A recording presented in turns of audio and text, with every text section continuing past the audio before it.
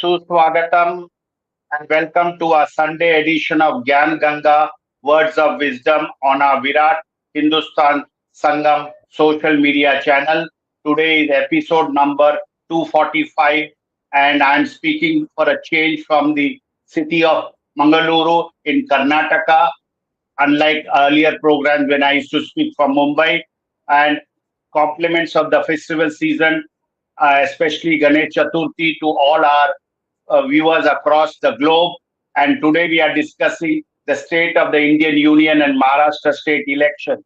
And for the next 45 minutes, we will be discussing this with Dr. Subramanian Swamy. Today, for our show, because we will be also discussing Maharashtra, we have our team member Tejas Navalgul from Pune, who will be our guest, along with Ramesh Swamy and Arvind Chaturvedi. So, with Ganpati Bappa Moria, it is over to Dr. Subramanian Swamy to start today's discussion. Thank you. Dhanyavad. Thank you, Jagdish. There was one greeting that somebody from Australia says 12:30 night, but still I'm up to hear the Gyan Ganga. So I must say we should feel complimented that at this time people are ready to be awake at 12:30 to hear us. Thank you and welcome to the people of Australia and your kind considerations.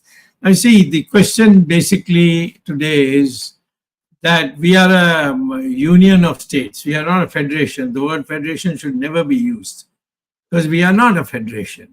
No state can secede from the Union of India.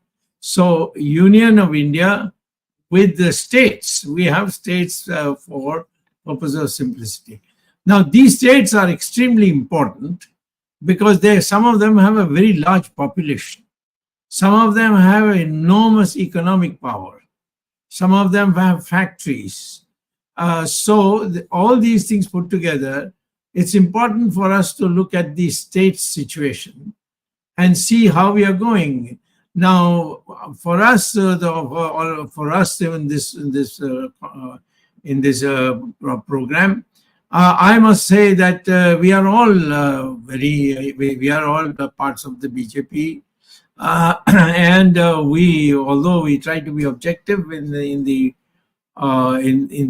programs, but the fact is that we are concerned that a party which could be all over India and have a ideology which was acceptable to very vast majority of people, and therefore came by landslide victories, suddenly seems to be folding up.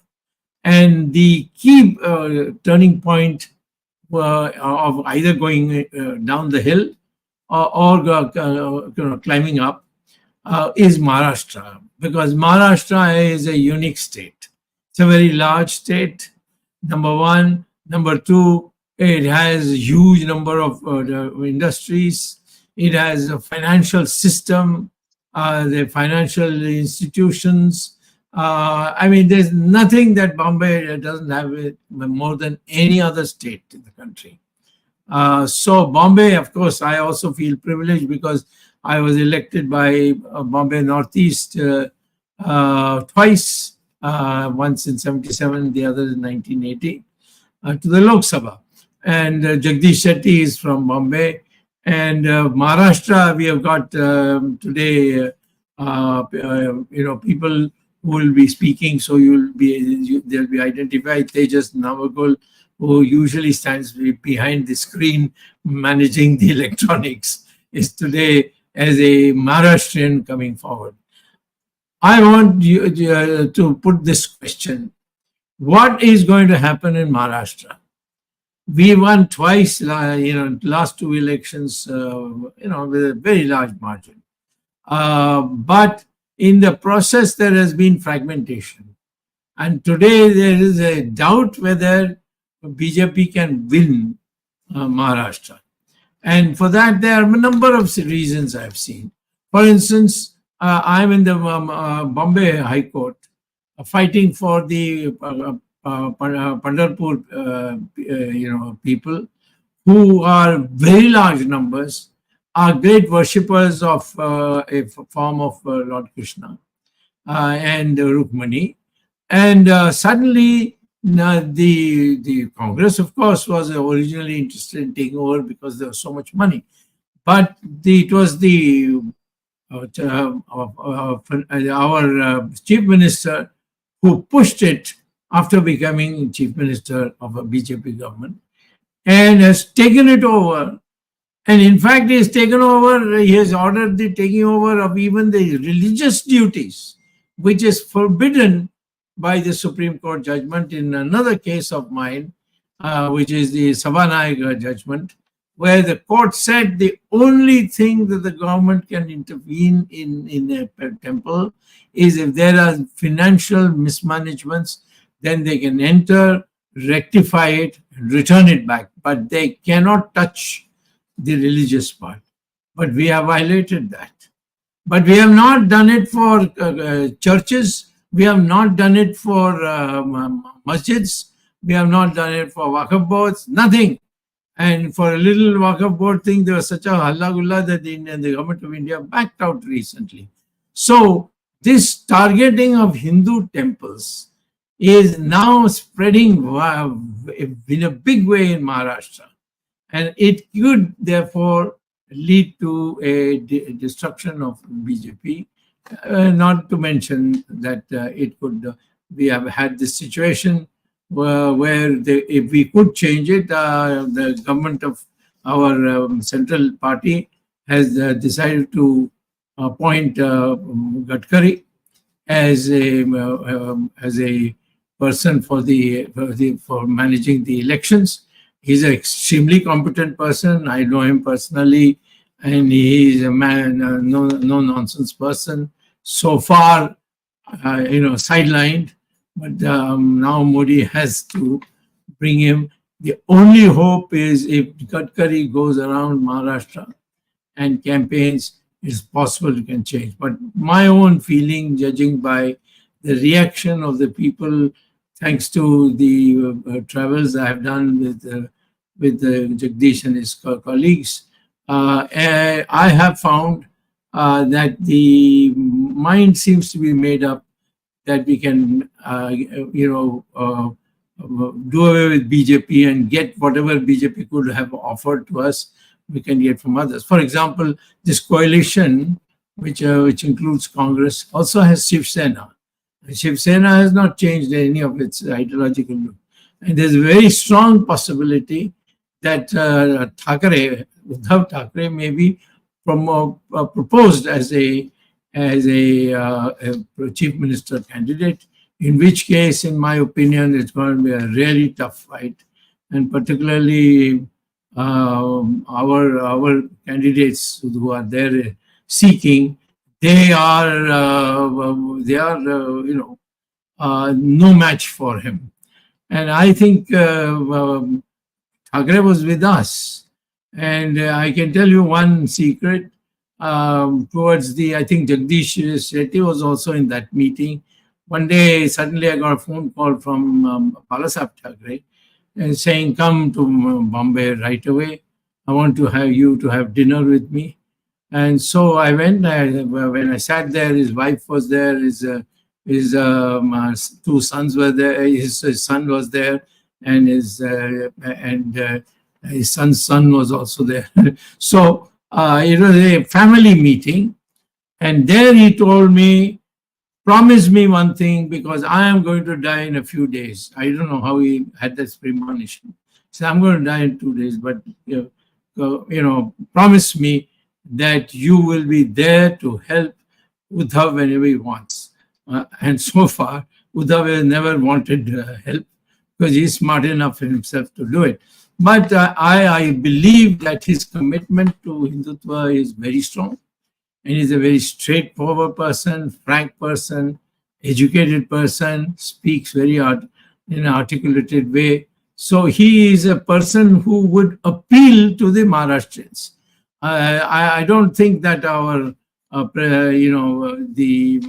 last chief minister has been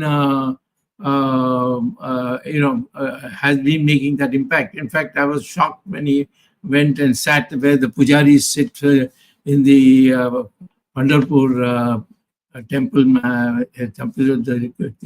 what they call as Vitthal.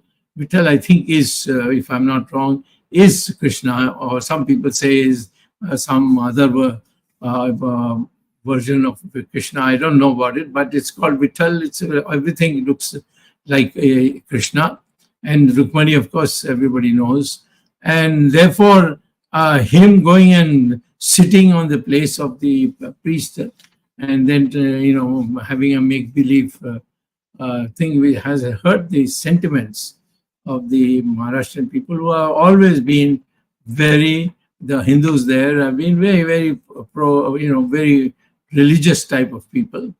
And therefore, what I wanted to say as a first question is, will BJP lose Maharashtra? If we lose in Maharashtra, then forget it for the future. Then I would think that even after the election, I don't think Modi can continue. I think if there is any accountability left, he would be asked to leave. I think that's what it should be in a democratic country. When Chamberlain made a mess, the party said, "Now get out," and then Winston Churchill came. So in a democratic country, there has to be that. Even in America now, Biden was considered not totally ineffective, too old, and all that, and he has left. He's withdrawn. After having campaigned for a few months, then the entire party turned against him, said, "No, you are not up to it. We want you to get out." So this is an issue which I think we should focus on, as we would like in BJP to win in Maharashtra. But for that to happen, they must take our assistance. So far, it has been Modi and Amit Shah, but their campaigning is stuff nobody else is required. But if they want us to campaign, and we got quite a force in Maharashtra. I myself, as I told you, won Lok Sabha election twice from Bombay, and I know the terrain very well. So I think why today I am happy to see that we are discussing this issue. This is the most important development for the Indian politics. Once here BJP slips, that's the end of BJP, I think, for 10 years. I wanted to ask to speak about it. I think today we have also one person from Pune, which is near Pandharpur, and he could give us his perspective. Jagdish, of course, lives in Bombay, born in Bombay, so he's another person who can tell us in detail about the situation in Maharashtra. And then towards the end, all of us can come together and decide what to make of the situation, whether there's still hope, whether Gadkari can change it around, or no, Gadkari has been brought too late and it will not be possible to change it around. Over to you, Jagdish. So, Swami, for that scenario, which is going to be evolving in Maharashtra and subsequently, which will have a great effect on other parts of India. Now, the ground reality is, since the last 2 or 3 years, perhaps because of too much interference from the BJP leaders at the center, things have not gone well for the BJP in the state of Maharashtra. So the ground reality is that Maharashtra has, as you all know, 48 Lok Sabha seats and 288 Vidhan Sabha seats, that is the MLA seats. And just now we are in a government with Eknath Shinde, Shiv Sena, and BJP and Ajit Pawar's NCP supporting him, and that's what the government is at the moment. But what we saw in the elections, in spite of two parties being denied its election symbol, this is, I'm telling you, for the sake of record, because in the past people believed that an election symbol, after a party splits, the election symbol was very crucial. But this elections has proved that the NCP, which is the ruling party's NCP, and the Shiv Sena of Eknath Shinde, although they got the original symbol, but in the elections, the new symbol parties of Sharad Pawar's NCP and the Uddhav Thackeray's Shiv Sena, in spite of the handicap of not having the original symbol, these parties did well. So, one myth of the election that these symbols were of great importance has been busted. And people, I think, have realized that it is not just the symbol which can deliver it vote, but it's the general perception of the parties, their leaders, their statement, which will deliver for them the vote. So, this fact is very clear. Now, we all know how many seats which various parties got. These opposition parties there got more seats than the ruling party. And as the things go, or as the opinion polls are going on, it appears that the opposition has an edge. But I think the emerging issue of Mr. Gadkari to take part or campaign, and with a good leader like Mr. Devendra Fadnavis, if he is given a free hand. Because I very well know that in the previous government, which was formed in 2014 November, and where Devendra Fadnavis was the chief minister, till the time the elections of 2019 came, in spite of whatever may have been said that time or subsequently during the elections, I'm told from reliable sources from both camps, that is the Uddhav Thackeray's camp and Fadnavis's camp, that the relation between Uddhav Thackeray and Devendra Fadnavis was extremely friendly, and that is how the 5 years government went on. It was external pinpricks from Delhi, and you may know, you may be wondering who is that. It was Mr. Amit Shah, which was creating all the trouble for the stability of the government. And what happened during 2019, till the time another government of Uddhav Thackeray was formed, the fake narrative that Mr. Uddhav Thackeray is creating problems, he wants himself or his son to be the CM, really led to the crisis. In fact, I have said this in this program, and I've said it in P Gurus. The fact was, in January 2019, Mr. Narendra Modi, because I want to tell for our viewers, because the fake narratives are so strong, which is costing the BJP and our people, the fake narrative is costing us seats in Maharashtra. The fact is, in 2019, around January, Mr. Modi sent Amit Shah to Maharashtra, because I'm told ground reports was that, I'm sorry, the ground reports was that if BJP and Shiv Sena fought the 2019 elections to the Lok Sabha separately, then BJP would not get a majority in the center. So Mr. Amit Modi was dispatched, and I'm told at Matoshri a deal was struck. The deal was that for the Lok Sabha elections of 2019 May, BJP and Shiv Sena will have 50-50 seats sharing among themselves. But Mr. Uddhav Thackeray was not satisfied. He said, if the deal has to be done, it has to be done for the Lok Sabha, it has to be done for the Vidhan Sabha, and for the sharing of power as CM. So the deal was that 50-50 for the Lok Sabha of 2019 May. In November, the Assembly election, which were due 50-50.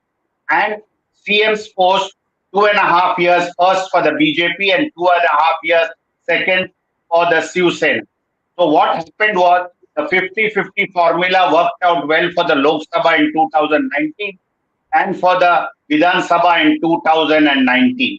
But when Mr. Devendra Fadnavis was to be sworn in November 2019, the Shiv Sena, Uddhav Thackeray said that what was our understanding, now you must make it public.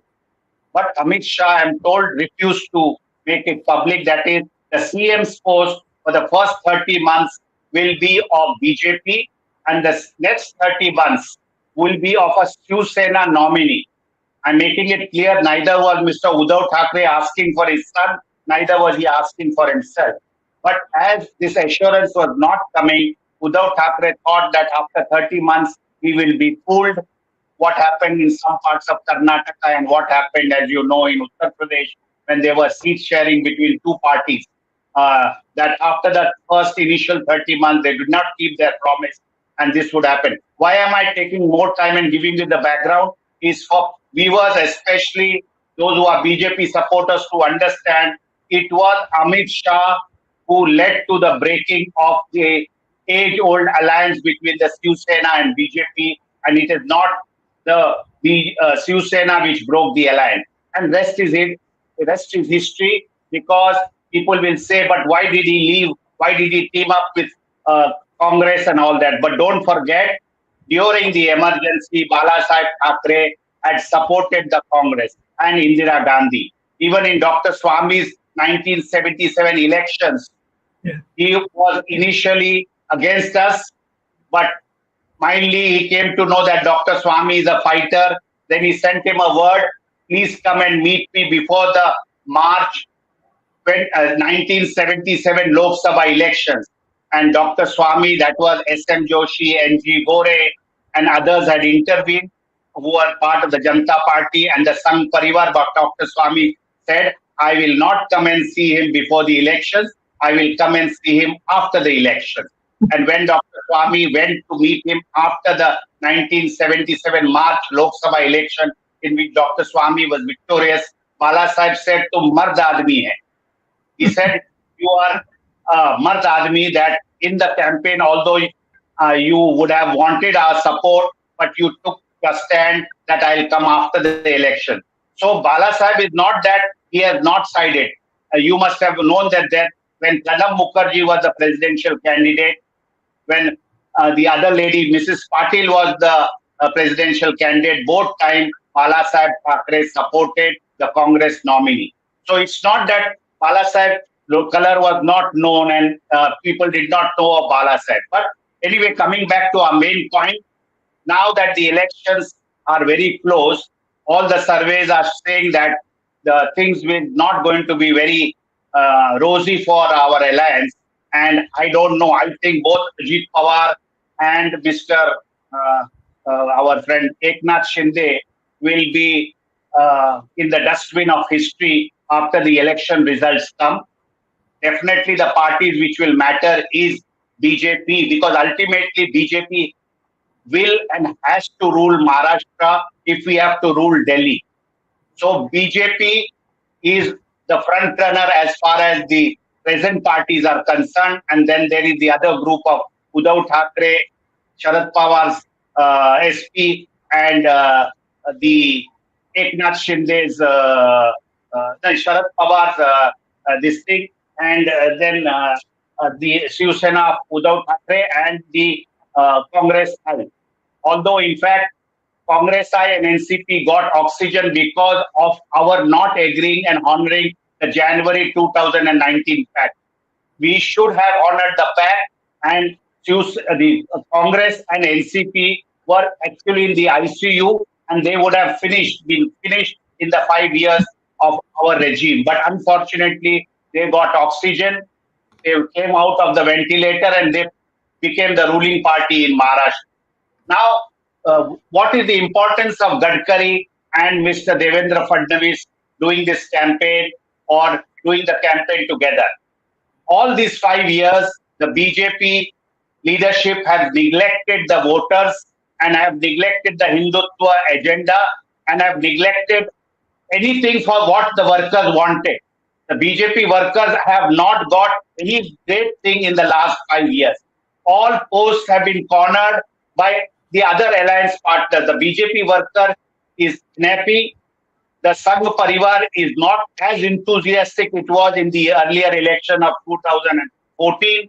So I think if Mr. Gadkari and Mr. Devendra Fadnavis have a free hand in the Maharashtra elections, we could still make a difference. And if the collective leadership of the BJP at the center and whereas in the state is taken, the help is taken, and not rely too much on Eknath Shinde and Ajit Pawar's people, I'm sure BJP has a fighting chance of a comeback in this November 2024 Vidhan Sabha election. This is my short point. I've taken a little longer, but this is for the background for the viewers to know. Yeah, very good. If you have, or Ramesh, or we can start and then Tejas can tell us. Arvind, आपका कुछ राय है या आपका विचार है और देश के अन्य लोगों के बारे में भी वो जरूर बताइए, क्योंकि हम state of the Indian union and Maharashtra election दो की जिक्र कर रहे हैं. मैं Jagdish, thank you. I will start with doctor Swamy's comment. Doctor Swamy ने कहा कि यदि महाराष्ट्र चुनाव में मोदी जी या बीजेपी पार्टी की हार होती है तो मोदी जी का भविष्य खतरे में है. महाराष्ट्र का चुनाव अभी 3 महीने दूर है, कम से कम 2.5 महीने दूर है. डॉक्टर स्वामी, अगले महीने 8 अक्टूबर को जम्मू और कश्मीर और हरियाणा के नतीजे आ जाएंगे. और जो आज की परिस्थिति है, जम्मू और कश्मीर में तो जरूर कुछ इज्जत इनकी बीजेपी की बच सकती है, लेकिन सरकार में तो नहीं आएंगे. हरियाणा में इनका सुपड़ा साफ होने वाला है. और सबसे बड़ी बात यह है कि जब हरियाणा में सुपड़ा साफ होगा और जम्मू कश्मीर में ये सत्ता से दूर होंगे, तो इन दोनों चुनावों का असर महाराष्ट्र पे और भी नकारात्मक होगा, और भी नेगेटिव होगा. तो जो फोरकास्ट, जो सिनेरियो जगदीश शेट्टी जी ने महाराष्ट्र के बारे में कहा है, मैं समझता हूं कि हरियाणा और जम्मू और कश्मीर के चुनावों का असर महाराष्ट्र पे और होने वाला है, नेगेटिव होने वाला है.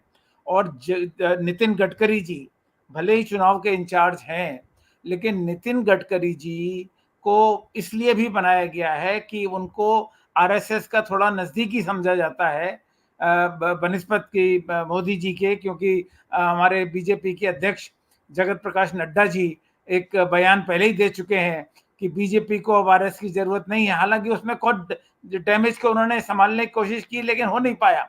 तो महाराष्ट्र चुनाव में हार का पूर्वानुमान बीजेपी को और मोदी जी को हो चुका है, अमित शाह को हो चुका है, और गडकरी जी को बलि का बकरा बनाने के लिए उन्होंने चुनाव का इंचार्ज बनाया है. और यह भी एक तरह से अप्रत्यक्ष रूप से, इनडायरेक्ट रूप से आरएसएस को भी ब्लेम कर सके कि आरएसएस हमारे चुनाव में मदद नहीं कर पाया और महाराष्ट्र में हार गए.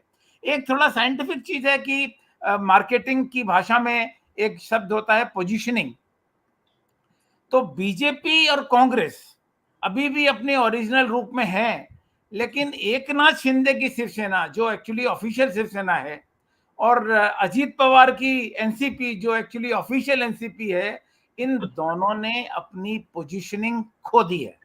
There is no positioning attached to either NCP Ajit Pawar और Shiv Sena of Shinde. And therefore Jagdish Shetty ji ने बिल्कुल सही कहा, मैं पूरा 100% सहमत हूं कि इन दोनों पार्टियों का बाजा बजेगा महाराष्ट्र के चुनाव में, और आगे आने वाले समय में राजनीतिक परिदृश्य से ये दोनों पार्टियां गायब होने वाली हैं. तो जो अल्टीमेटली बचेगा, और जो सबसे बड़ा चीज है जो जगदीश शेट्टी जी ने भी नहीं बताया और डॉक्टर स्वामी आपने भी जिक्र नहीं किया, वो है मराठा आरक्षण की मांग. मराठा आरक्षण का जो आंदोलन चल रहा था, चलता आ रहा है, अभी भी इसका सलूशन न एकनाथ शिंदे सरकार दे पाई है, न पूरी तरह से शरद पवार या दूसरा अपोजिशन उसके साथ जुड़ सका है. वो क्या एक तीसरे एंगल के रूप में निकलेगा, या वो डैमेज किसको करेगा, बीजेपी को ज्यादा डैमेज करेगा या अपोजिशन को डैमेज करेगा, या वो एक बैलेंसिंग पावर बनेगा, ये अभी स्पष्ट नहीं हो पाया है. और मुझे लगता है कि सितंबर के बाकी 20 दिनों में और अक्टूबर के पहले 15 दिनों में मराठा आरक्षण का और इस आंदोलन का जो रूप होगा, ये बहुत इंपॉर्टेंट होगा और ये तय करेगा कि महाराष्ट्र में क्या होने वाला है. और मैं आपको एक बार दोबारा बता दूं हरियाणा के बारे में, हरियाणा में बीजेपी 15 से 20 के बीच में आने वाली है. पिछले 10 सालों से बीजेपी सत्ता में थी और पिछले 20 सालों से, पिछले 10 सालों से हरियाणा में जाट वर्सेस नॉन जाट का प्रश्न था। कांग्रेस के भूपेंद्र सिंह हुड्डा चीफ मिनिस्टर पद के दावेदार थे 2014 में। तब इन्होंने मनोहर लाल खट्टर को लाया। बाद में खट्टर ने अपने नाम से खट्टर भी हटा दिया, वो सिर्फ मनोहर लाल हो गए, मनोहर लाल हो गए, इसीलिए कि उनका कोई निगेटिव असर उस पर नहीं हो। लेकिन मैं आपको बता देना चाहता हूं, सिर्फ जाट और नॉन जाट का सवाल इस चुनाव में नहीं है। इस चुनाव में जो मुद्दे आ रहे हैं सारे एक से एक कांग्रेस के सपोर्ट में जा रहे हैं। मुझे लगता है कांग्रेस इस चुनाव में कम से कम 60 से 65 सीटें लेके आएगी, और इसका असर आने वाले दिनों में झारखंड, दिल्ली और महाराष्ट्र तीनों चुनावों में पड़ेगा। Correct. So, Jagdish. Tejas can. Yeah. Tejas can. Okay. Ramesh, if you have any comments to make, and then we'll go to Tejas. No. Okay. No, let Tejas start, Sorry, Jagdish. Let him complete. Yeah, then we will. If I have time, then I will come in. Okay, so we have as you all know, we have 4 state elections coming: J&K, Haryana, Jharkhand, and Maharashtra. But one surprising thing you will see is that J&K and Haryana elections are declared, but Maharashtra is still not declared. Now, when the Prime Minister said from one Red Fort that there should be one nation, one election, why did not he declare the election dates for Jharkhand and Maharashtra? So at least he should show that, okay, when he's speaking from Red Fort, that he wants to do one nation, one election. He didn't declare dates for these 4 states at one single date. So why he did not declare? So let's go from there. So this itself explains that the Maharashtra elections are not in a good state. So we had 38 Lok Sabha seats and we just came to single digit in Lok Sabha. So that is how the situation has gone from good to worst in the current case. Even the bureaucrats are now saying that the government is looking at delaying the elections by more 6 months, or maybe a presidential rule also. That is the fear of BJP currently, is what they are saying. So, like if you say Pune has been a pro Jansangh, pro BJP, and it was a very good city. It always voted out for BJP. Even if you take a recent Kasbapet constituency where BJP has been winning like for 30 years, like 4 consecutive terms, we lost that state to a Congress candidate. Why this happened? Actually, this is because of the collective leadership in BJP. Now everything is centralized. It has become like a Congress high command in BJP. Only 2 people decide in BJP what should happen in a state, and that is destroying the party completely. So they are not concerned about the local issues, local politics, local leaders. Nobody is aware of what ground reality is. Like a simple example, like if we can take, is Pandharpur temple, which is not just a religious thing but a key cultural heritage of Maharashtra, like and such an important symbol of Marathi identity. Now this, there also they have brought political centralization by taking over the temple, which is against the core ideology of BJP. So they are going against ideology of BJP and taking over temples. Dr. Swamy has filed a case in Bombay High Court to free the temple from government control, where BJP is defending that they should control the temple when the manifesto says that they are committed to free the temples. Yes. So this is a hypocrisy, and people actually remember all these things. Like when you are positioning yourself as a protector of Hindu values, you should live by that values, and you are doing exactly opposite by so these sentiments. This is like, if you consider Hindutva, now if you go towards anti-corruption, there also BJP has actually lost his image. BJP has allied itself with Ajit Pawar, Eknath Shinde, forgetting all their past controversies. So that has raised the party's anti-corruption stance. So how can BJP come up on that? Because you have brought Ajit Pawar, who was accused of misappropriating of funds. You have brought Narayan Rane, Eknath Shinde, Chhagan Bhujbal. So it's like BJP washing machine. That is what is the news being carried out across the local WhatsApp or everywhere you see people speaking about. So this perception in people's mind is a bigger danger for BJP, which they need to identify. If they don't rectify this, then it is going to vanish them from the states one by one slowly. And one thing is, at least now the power has been given to Gadkari to handle the elections in Maharashtra. If they want to change this perception of anti-corruption, Gadkari should actually bring people like Dr. Swamy, who is fighting anti-corruption since many years. So if such people are brought into Maharashtra elections, if Dr. Swamy is brought into Maharashtra elections, he can actually portray the image how BJP is fighting to prevent election, like anti-corruption, like what Dr. Swamy is doing on multiple fronts.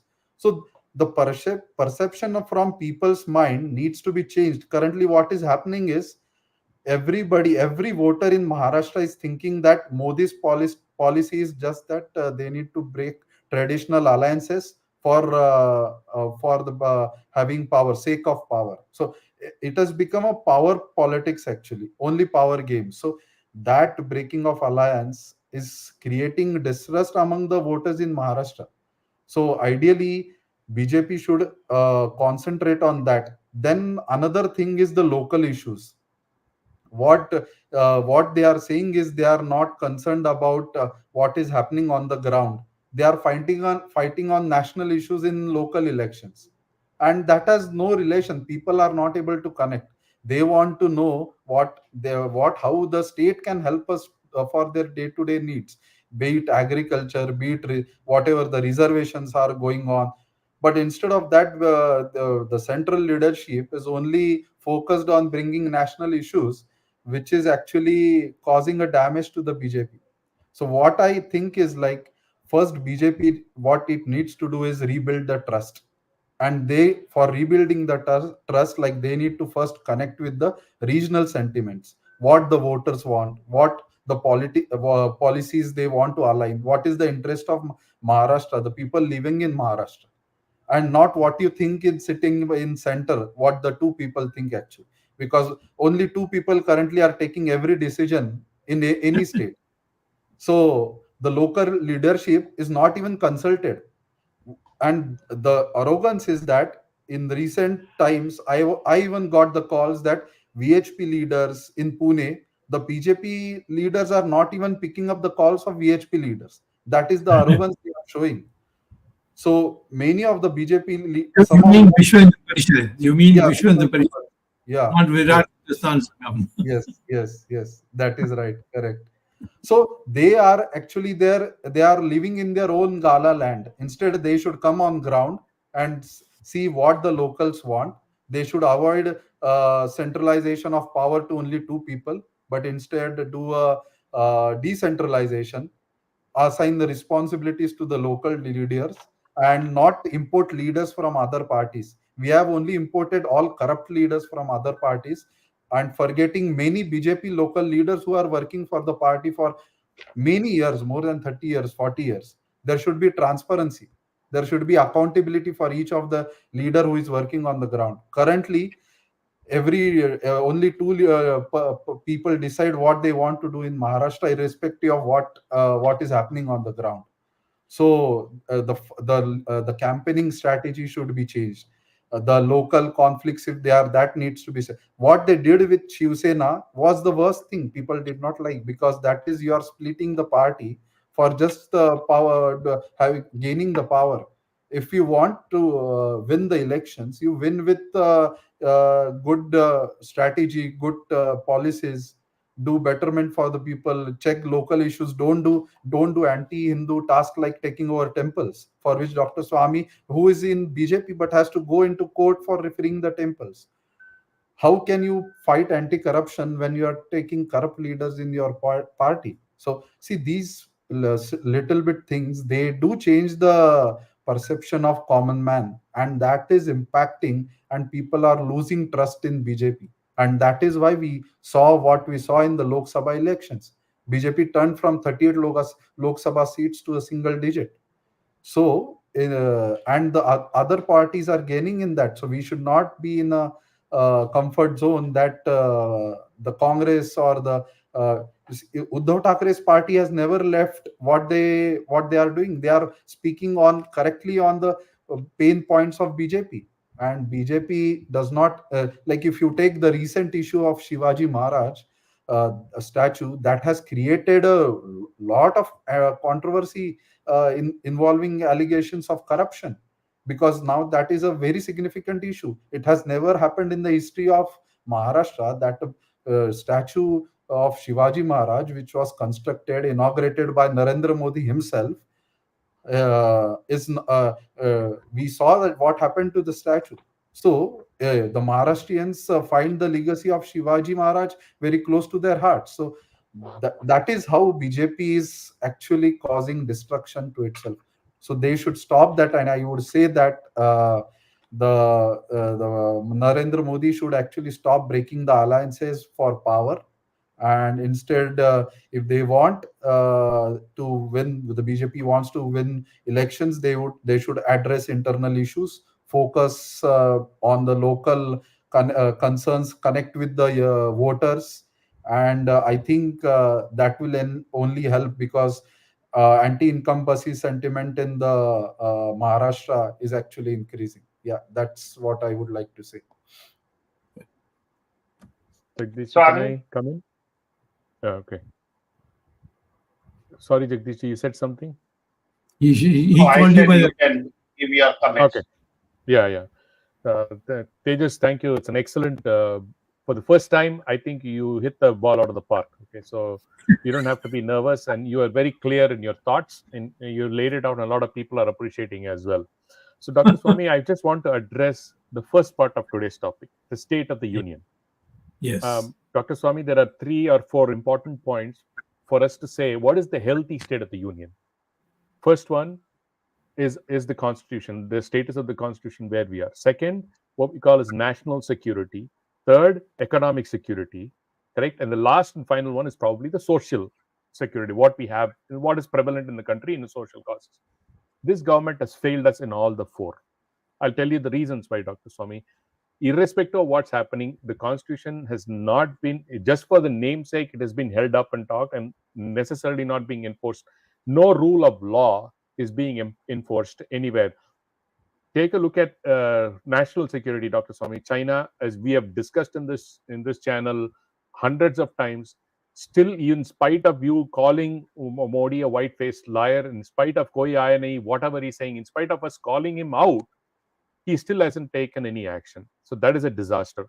Economic, least said the better, because even recently there is some new GST they're trying to impose some 18% on PA, which is utter nonsense. They're just milking the middle class to this thing, and plus, and economy wise, there is no growth. Post COVID, they're saying we're getting 3%, 4%, 3%, 4% from negative 18%. That's not growth. So anyway, for the economic is a disaster. Finally, social. Look at what is happening in Manipur, West Bengal, Madhya Pradesh, Uttar Pradesh. You take every place, not even one action has been taken by the central government to bring law and order in control. Manipur, they just allowed this whole thing to fester. Yesterday, they sent some troops, and some Veguards in the troops are insulting the people there. So in general, Dr. Swamy, the state of the union is in a bad shape.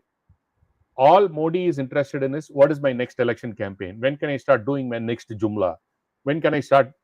He's just on, and of course, visiting some small countries here and there. He's just running away from all the problems. I don't think running away from the problems is going to solve these problems automatically, Dr. Swamy. He has completely run away. He has not made a single statement, in spite of hundreds of thousands of people dying in Manipur. What has happened, and in the atrocities that have happened in West Bengal, atrocities that are happening across the country, is not said a single word. It is a shameless thing for a leader of a nation not to address such a critical and crucial things that are going on in this country, Dr. Swamy. Abject failure of the leadership. The state of the union in India, in my personal view, is in a bad shape. Number one. Second, coming to Maharashtra, I think Jagdish ji and Tejas have nailed all the points that are there. I just had one question. I think Tejas, one of those conversations I think I remember is that local BJP leaders in Pune are already supporting illegals like Bangladeshis or Rohingyas to settle down over locals. This is what I've heard. I don't know how far that is true, but anyway, this is coming from pretty authentic sources. That's what the people are saying. And the last point, Dr. Swamy, BJP has betrayed the people of Maharashtra, be it the Shivaji Maharaj statue or the way they broke up Shiv Sena and for their own personal gains. These two duos from Gujarat, they're thugs, and they are just breaking up one party after another in the country to just foster their prosperity and not the nation or the state's prosperity, Dr. Swamy. Those are the comments I wanted to say, and your comments on the state of the union, Dr. Well, Jagdish, do you want to say something on that? So, Swami, as Tejas has pointed out, the reservation, Govind has pointed out and Tejas referred to it, the reservation issue is also quite, I would say, hotting up in Maharashtra, and we saw it, what happened silently during the Lok Sabha elections. And although BJP outwardly has been saying that we want these reservations and it is doing a tightrope walk, but on the ground level, this issue of the reservation and the BJP stand on this is also a very important issue during these elections. In fact, many of the other issues for what BJP stood for is the Hindutva ideology, as pointed out by Tejas. The temples are taken over. Mr. Devendra Fadnavis even took over the Shani Shignapur temple and the Pandharpur temple. As you've been saying, the government has been opposing returning the temples back to the Hindus, and the Warkaris and the temple priests are ready to put up a very good management team to run these temples. The Warkaris, which are in large numbers, lakhs of them, on Ashadi Ekadashi come towards Maharashtra, have Pandharpur, but all of them have been having difficulties after the government in 2014 effectively took over these temples. So it is basically everything which BJP stood for. They stood that we are for good governance. The BJP has failed on that because we have been teaming up with the corrupt.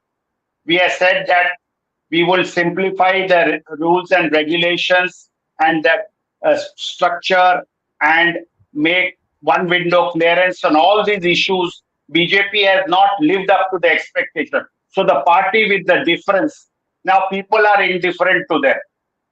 The issue is the party with a difference. People are indifferent towards these because BJP could not be identified with their original ideology. They teamed up with Mr. Ajit Dada Pawar, who every day they were talking about Mr. Narendra Modi saying Chakki piecing and piecing and piecing in his public speech, but he teamed up with him. So all this has not helped us in the Lok Sabha election, which will not help us. In fact, if BJP was to go alone, BJP will perform better rather than with these two jokers around. That is this I'm talking of that NCP led by Mr. Ajit Dada and the Shiv Sena led by Mr. Eknath Shinde. If BJP was to go alone, BJP would perform better than these three parties together. So that's the signal. BJP will have to be a dominant player in Maharashtra and should be a dominant player because it can't be neglected. But our central leadership has woken up too late towards the problem by bringing our Mr. Nitin Gadkari and a team and a collective leadership. What is lacking is collective leadership, and that they have woken up too late in the day. Dr. Swamy, your comments before. Yes. Let me just briefly add, I think all of you have done extremely well in putting out the various angles, and I think it's been a comprehensive thing. But what I would say is this, that at the central level, there is no one who is being encouraged on any issue Now, take for example, China having come into Ladakh and occupied undisputed Indian territory, which China never claimed in its entire history, unlike in the Northeast. In the Ladakh, the Chinese just walked in, and nobody, in no press person, nobody from the BJP officialdom brought it out. I was given this information. I went public, and no one could contradict it. So what did Modi finally say? Koi aaya bhi nahi, koi gaya bhi nahi. What does that mean? Now, then look at what Nepal has done. It has nibbled in a number of places, including in Uttarakhand. Then you take of all the thing, the next door neighbor of Nepal, and they have also drawn a new line which is against us and in favor of China. Then you take up the Bangladesh. You are not able to defend the person whom you made into a doll. The Prime Minister was not given any support. It would have been very easy for India to have sent its army. It has done it before, and it could have done it. Then in Mauritius, in Maldives, the newly elected Prime Minister says to us, "Get out your soldiers." These are the soldiers who saved Maldives. I remember that when Rajiv Gandhi was Prime Minister, a group of people carried out a coup d'etat, and they were totally hostile to India. And so the Prime Minister made an appeal to us. And Rajiv Gandhi, in fact, called me and asked me what should do. I said, send the ships, send the planes, and then finally make arrangements for the tanks to go, and they themselves will crumble and surrender. And that's exactly what happened. And Maldives was India's friend right up till 3 years ago, when they suddenly had a new election and they said, India has nobody here. All Indian soldiers should get out. And we took them out. So where is the situation where I can say that there is a comprehensive policy that is being followed? In Maharashtra, why I've wanted to focus on it, it's a state which, if you go into the freedom movement, you find how much Maharashtra had contributed to creating an atmosphere and a variety of opinions. And in fact, the downfall of the Islamic rule and then the downfall of the British later was actually carried out by the forces in Maharashtra, like Shivaji, and then, of course, the Peshwas. The Peshwas defeated Aurangzeb so badly that was the end of Islamic rule in India. Tell me, is there any descendant of Aurangzeb today you can discover anywhere? You can go to Indore and find out the descendant of the Maharaja there. You can go to Rajasthan. You can find there. All of them have legacies. They have all descendants, but none of the Islamic what they call Nawabs or whatever they were called. You can't find any follower, any descendant of any of them, because they were thoroughly decimated by the Marathas, and then later on by the successors of the Marathas. So all this history should tell you that Maharashtra was the cusp of our change, and this state is being reduced to such a corrupt institution. A corrupt government is brought in, and I think this whole election is a test whether we can treat Mr. Modi as a nationalist or not. Because if he was a nationalist, he would not be doing what he is doing, selecting people who are corrupt and bringing them into our party and putting all our party workers in a corner. Yeah, Dr. Swamy, over to us. I have one comment to make and then one question to ask you. My comment is about what Ramesh said about Union of India and you had said in your introduction. Now, we not a federal government system, but we are a Union of India. But we have each state is independent, and those state governments which have got assembly and elected people, they are not allowed to function in today's regime. We are seeing for the last 10 years in Delhi, we have an elected government, and the government has been elected by a huge majority. Yes. In the first election, Aam Aadmi Party got 67 out of 70 seats. In the next election, they got 60 out of 70 seats. BJP is not allowing them to function. And day after day, Lieutenant Governor is empowered, given more and more powers to interfere in the elected governments. Now, where is the Union of India? And then we have a system of governor. Now, governor is a constitutional representative of the president of union. And the way some governors have been functioning. I'll make a point. In West Bengal, last 1 month, there has been agitation of the public against the crime against women. But the way the governor has functioned as an opposition leader against the Mamata government is really a big question mark. Should a governor play such kind of role of an opposition? And of course, maybe when we have more time, perhaps we can discuss it separately. That, I mean, some leaders from Congress have demanded that the institution of governor should be withdrawn. राज्यपाल का पद समाप्त कर देना चाहिए. ऐसा नहीं है कि कांग्रेस के राज में ऐसा नहीं हुआ था. When Congress was ruling, there were also situations where governor had exceeded the limit. But I think this is a very important constitutional question.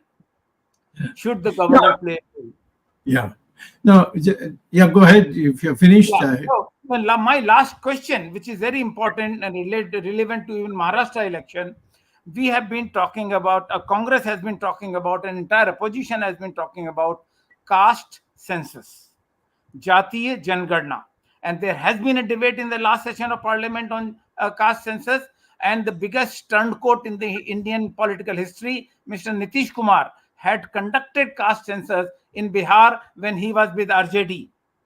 And now the results of the caste census are not being used. Now, recently, my question is recently, despite opposing for a long time, recently, RSS chief Mohan Bhagwat ji has made a statement on Jati Jangadna.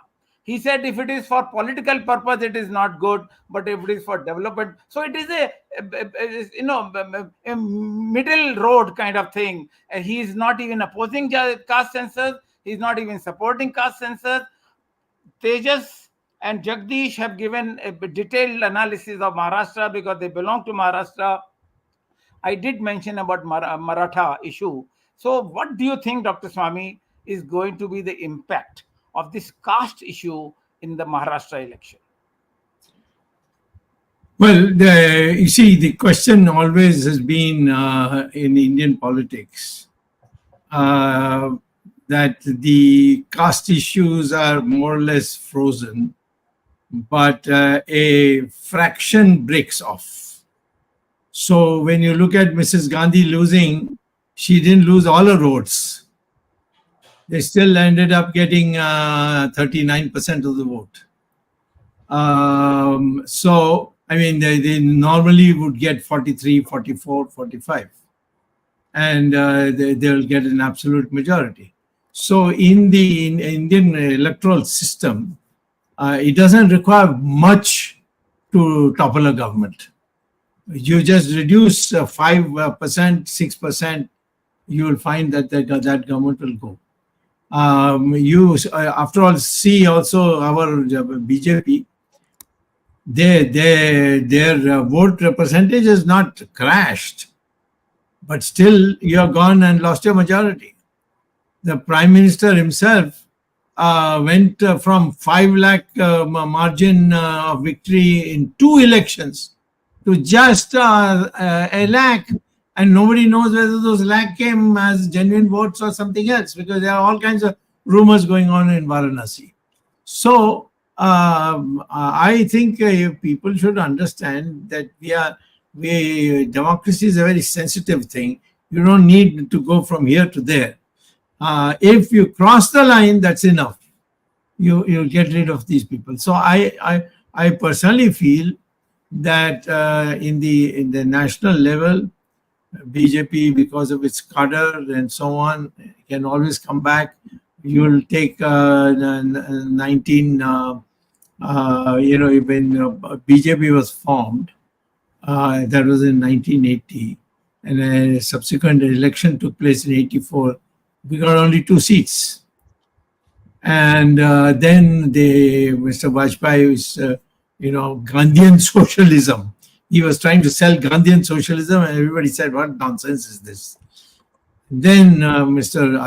Ashok Singhal came and he's raised this issue of Ram Mandir, and a fillip was given to us by Rajiv Gandhi when he opened the temple, and then he put it on TV, the Ramayana story, and the people were absolutely ignited, and Ram Mandir then led us to victory.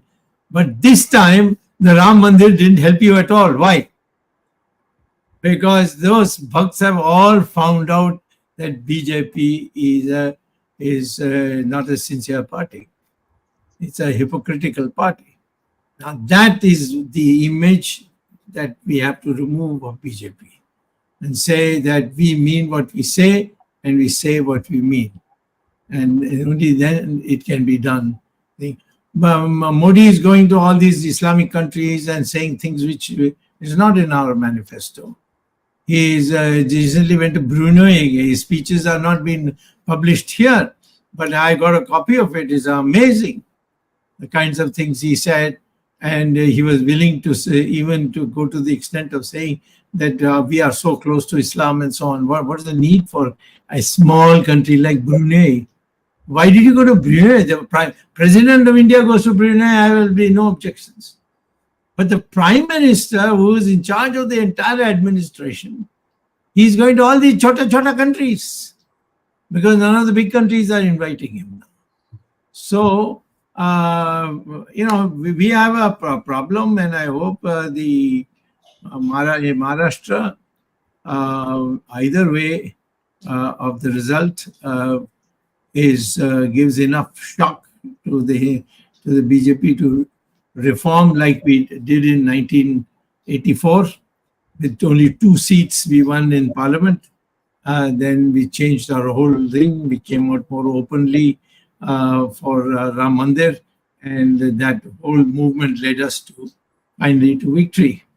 We lost that tempo now, and we have to do it again by a new set of leadership.